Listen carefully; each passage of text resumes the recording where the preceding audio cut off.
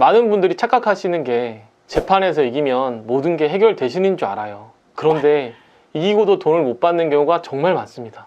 이럴 때는 가만히 계시는 게 아니라 을 하셔야 되는데, 제일 중요한 게 뭐냐면, 안녕하세요. 여러분의 민생구조대 민사전문 변호사 정재현 변호사입니다. 정말 많습니다. 재판을 많이 해보시지 않은 분들 같은 경우에는 재판에 이기기만 하면 당연히 돈을 받을 수 있는 게 아니냐 이렇게 생각을 하시는데, 재판에서 이기는 것과 돈을 받는 거는 또 좀 나눠져 있는 문제입니다. 원피고 양 당사자가 변호사를 선임해서라도 서로 지키고 싶은 재산이 있거나 아니면 얻고 싶은 소송 결과가 있어서 다투는 사건들은 소송이 끝났을 때 그 원하는 목적들이 남아 있어서 소송 결과에 따라서 만족을 얻는 경우들이 있는데, 근데 막상 변호사를 양쪽이 선임해서 치열하게 다투고 나서 소송 결과가 나왔음에도 집행의 단계에서 뚜껑을 열어보니까 아무것도 없었던 경우들도 많이 있었습니다.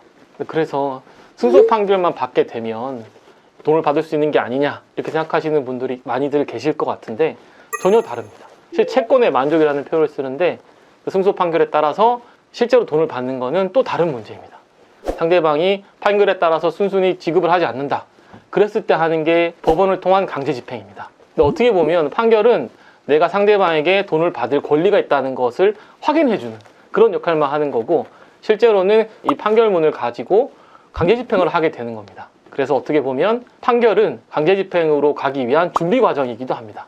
승소하고도 상대가 돈을 안 주면 어떻게 강제로 주게 할 수 있나요? 우선은 소송 이후의 일도 일이지만 소송 이전에 가압류를 해두는 게 중요합니다. 가압류라는 거는 판결문을 가지고 집행을 할 때까지 재산을 묶어두는 역할을 하는 겁니다. 묶여있는 재산이 있어야 판결 이후에 집행을 하려고 해도 아무것도 없는 그런 상황을 피할 수 있게 되는 거죠. 그걸 위해서 물밑 작업을 한다, 그렇게 생각을 하시면 됩니다. 판결을 받은 다음에 강제 집행을 어떻게 하느냐에 대해서 말씀을 드리자면, 보통의 경우에 가장 큰 재산이 부동산이 있겠죠. 부동산이 채무자에게 남아있는 경우라면 사실은 굉장히 좋은 상황인 겁니다.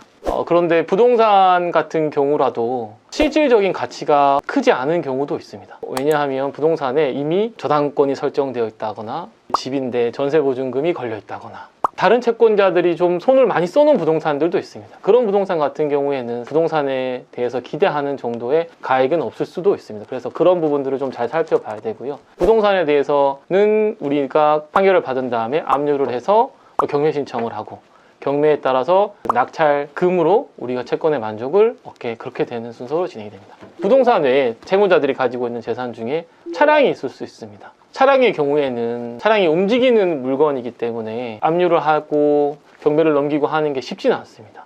차량이 어디 있는지를 알아야 되고 법원에 집행관이 나올 때까지 잡고 있어야 차량에 대한 강제 집행을 할 수 있기 때문에 그런 요령들이 좀 필요하고, 또 그 과정에서 좀 어려움을 겪을 수 있습니다. 그리고 동산에 대한 압류를 시도해 볼 수 있는데요. 동산에 대한 압류가 흔히들 말하는 빨간 딱지를 붙이는 겁니다. 진짜 빨간 딱지가 있나요? 진짜 있습니다. 진짜 빨간색으로 해서 압류물 이런 식으로 해서 기재가 돼 있고, 이 빨간 딱지를 파기했을 때는 어떤 처벌을 받습니다, 이런 무시무시한 문구가 적혀 있습니다. 네, 그래서 법원의 집행관이 채무자의 집 내지는 공장 그런 곳을 방문해서 눈에 보이는 가전제품, 가구, 기계들에 대해서 빨간 딱지를 붙이게 되는데요. 이게 영화에서 보는 것처럼 한가운데에 붙이고 그러지는 않고요. 보통의 경우에는 채무자의 생활도 고려를 해야 되니까 잘 보이지 않는 모퉁이 같은 곳에다가 붙여놓고 그렇게 하고 있습니다. 실제로 영화처럼 막 대문짝막에 팍팍팍 붙이진 않나 보네요. 그렇게 붙일 수도 있는데, 보통은 좀 그래도 입장을 고려해서 모퉁이 같은 데다가 붙이고 그렇게 하고 있습니다. 그럼 변호사님이 말씀해 주신 것 바탕으로 하면 저희가 이제 강제 집행을 할 때 가장 먼저 압류를 하는 게 부동산, 차량, 그리고 동산이 맞는 건가요? 그렇죠. 보통은 부동산을 많이 보려고 하고요. 차량 같은 경우에는 가액이 크지 않고, 또 아까 말씀드린 것처럼 집행 단계에서도 어려움을 겪기 때문에 부동산을 제일 먼저 보고, 차량이나 동산 같은 경우에는 좀 후순위로 생각을 하게 됩니다. 특히나 동산 같은 경우에는 채무자에게 심리적인 데미지는 클지 몰라도 가액 측면에서는 큰 메리트가 없기 때문에 실제로 동산에 대한 압류는 아주 후순위로 생각을 하시는 것 같습니다. 네. 실제 영화처럼 막 비일비재하게 막 빨간 딱지 붙이고 이러진 않나 보네요. 네, 그렇습니다. 심리적인 데미지는 크지만 집행을 하게 되면 일단 채권자 입장에서는 집행 비용을 선지출을 해야 되거든요. 그래서 그 선지출한 비용도 얻지 못할 정도다라는 경우들이 많고요. 가구들이나 이런 부분들이 아주 특별한 경우가 아니면 가액이 적기 때문에 대부분은 아주 후순위로 생각을 하고 있습니다. 앞서 말씀드린 물건에 대한 압류 말고 또 이제 채권에 대한 압류를 생각해 볼 수 있습니다. 채권이라는 거는 물건처럼 눈에 보이는 건 아니지만 그 채무자가 가지고 있는 내가 누군가에게 돈을 받을 권리가 있다. 그게 채권이라고 합니다. 채권 중에 좀 대표적인 게 예금 채권이 있습니다. 예금 채권은 은행에 대한 예금은 너무 확실하니까 정보만 가지고 있으면 제일 좋은 강제집행 방법입니다. 네. 그럼 예금 채권, 예금 통장 같은 거 말씀하시는 건가요? 네, 그렇습니다. 네, 통장에 그 기재되어 있는 그 예금이 이제 예금 채권이 되는 거죠. 네, 그리고 예금이 있다고 해서 다 가져갈 수 있는 건 아닙니다. 법에서 일정한 금액 이하에 대해서는 압류를 할 수 없도록 정해져 있기 때문에 그 금액 이하로는 가져갈 수 없는데 그 금액이 현재는 185만 원으로 정해져 있습니다. 그래서 만약에 예금 계좌에 있는 돈이 185만 원 이하다 돈이 있더라도 그 돈에 대해서는 압류를 할 수 없습니다. 네, 그리고 예금 위에 또 압류할 수 있는 채권이 급여 채권이 있는데요. 급여의 경우에도 다니고 있는 직장에 대한 정보가 있으면 급여에 대한 압류를 시도해 볼 수 있는데 급여에 대해서는 2분의 1만 압류를 할 수 있고 또 그 2분의 1이 185만 원 이상이어야 됩니다. 네, 그래서 185만 원 이하는 압류를 할 수 없다. 급여의 경우에도 그렇습니다. 뭐 예금과 급여 이외에 또 생각을 해볼 수 있는 게 전세 내지는 월세 뭐 그런 경우에 집주인들에게 맡겨놓는 보증금이 있는데요.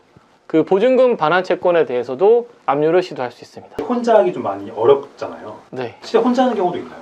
이 강제 집행을 위해서는 일단은 정보가 있어야 됩니다. 채무자가 어떤 재산을 가지고 있는지 정보를 알아야 되는데 그 정보를 얻기도 쉽지 않고 그 정보를 얻기 위해서는 법원을 통해서 재산 명시를 한다든지 재산 조회를 한다든지 그게 아니면 신용정보 조사를 한다든지 뭐 그런 방법을 통해야 되는데 그 정보를 얻기가 쉽지 않기 때문에 한 가지 어려움이 있고요. 알고 있는 재산에 대해서 집행 절차를 진행을 했을 때 어떤 실익이 있는지 실익 여부에 대한 판단도 쉽지 않습니다. 실익 여부에 대한 판단을 하려고 하면 그 재산에 대해서 얽혀있는 권리 관계가 어떤지를 알아야 되는데 개인이 하시기에는 좀 어려움이 있을 수 있습니다. 네, 그리고 부수적으로 법원에 찾아가서 신청서를 접수를 하고 또 비용을 납부하고 진행을 지켜보고 하는 과정에서도 또 번거로움들이 많고 해서 그런 어려움들이 있습니다. 네, 보통 추심 사건 같은 경우에는 착수보수를 받거나 그러지 않고 성공보수 개념으로 해서 사건의 성과가 났을 때만 비용을 받기 때문에 좀 부담에 대해서는 덜 느끼시는 분들이 많았던 것 같습니다. 수임료처럼 이렇게 딱 정해진 금액이라기보다는 추심되는 거에 몇 퍼센트 이런 식으로만 받는 건가요? 네, 그렇죠. 이게 한 번에 전부 다 추심을 할 수도 있고 여러 가지 재산에 대해서 부분적으로만 추심 성공을 할 수 있기 때문에 추심을 성공할 때마다 그 금액마다 몇 퍼센트 이런 식으로 보통 약정을 하고 있습니다. 이번 시간에는 가압류, 강제집행 등에 대해서 알아봤는데요. 강조하고 싶은 점은 승소가 다가 아닙니다. 돈을 받기 위해서는 가압류도 해야 되고 강제집행 절차에서도 신경을 써야 됩니다. 제가 말씀드린 여러 가지 강제집행 방법에 대해서 잘 참고하셔서 강제집행에 도움을 얻으셨으면 좋겠습니다. 이번 영상이 여러분들에게 도움이 되었으면 좋겠고 지금까지 여러분들의 민생구조대 정재원 변호사였습니다. 감사합니다.